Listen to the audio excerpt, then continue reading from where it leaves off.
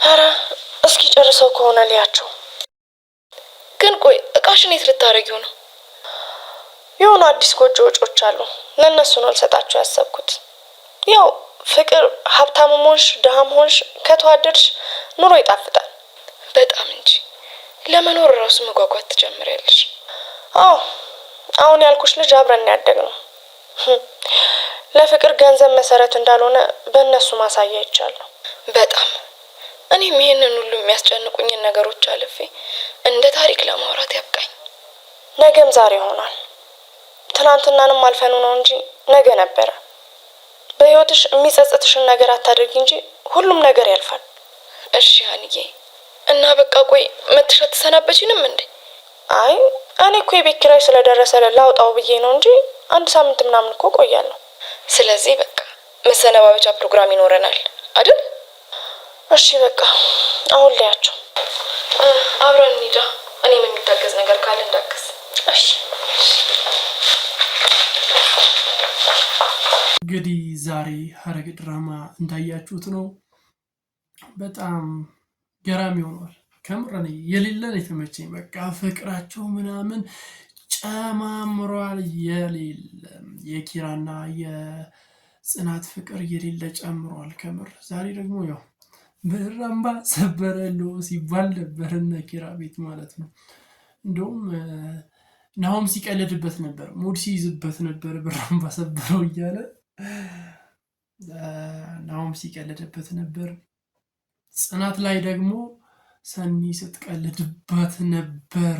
ጉንዳን ነክሳኛለች፣ ያቺ ጉንዳኗ ኪራ የምትባል ናት አይደለ ስትል ነበር እና ስታሹፍባት ነበረ። ብቻ የሆነ ደስ የሚል ነገር አለው።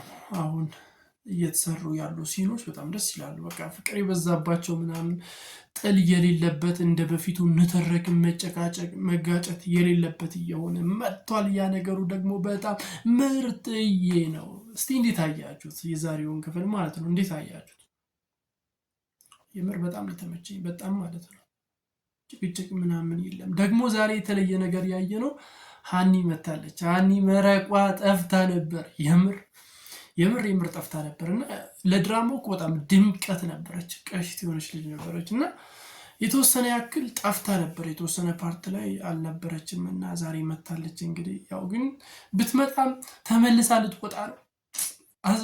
አዝናለሁ። የምር ድራማውን ፍክት ነበረ እኮ ያደረገችው መጣ። አዝናለሁ ከምር። ያው ገጸ ባህሪዋን ሊያስወጣት ፈልጓል።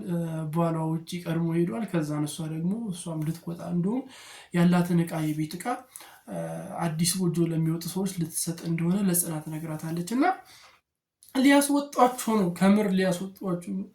እስቲ ምን ታስባላችሁ?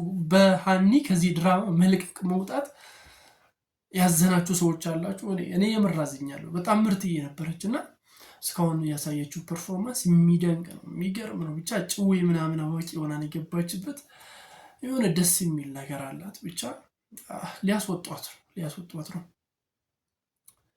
ሌላኛው ነገር ደግሞ ያው ጽናትና ምሩ ሰኒን ሲመክሯት ነበር።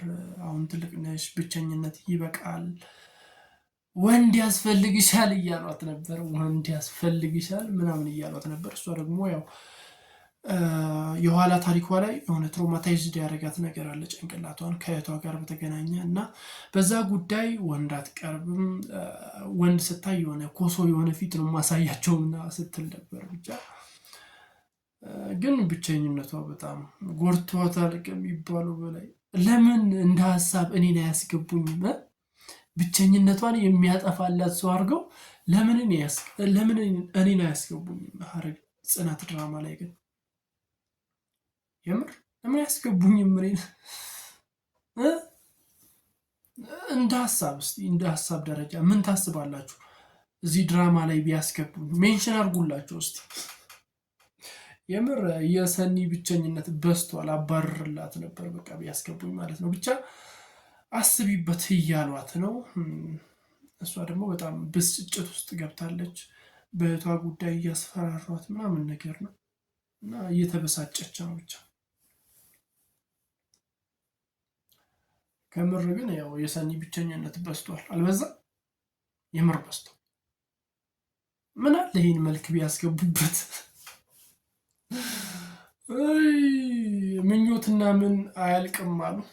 አያልቅም እንግዲህ። ለማንኛውም ለዚህ ቻናል አዲስ ከሆናችሁ ሰብስክራይብ በማድረግ የደወል ምልክቷን መጫን እንዳይዘነጋ።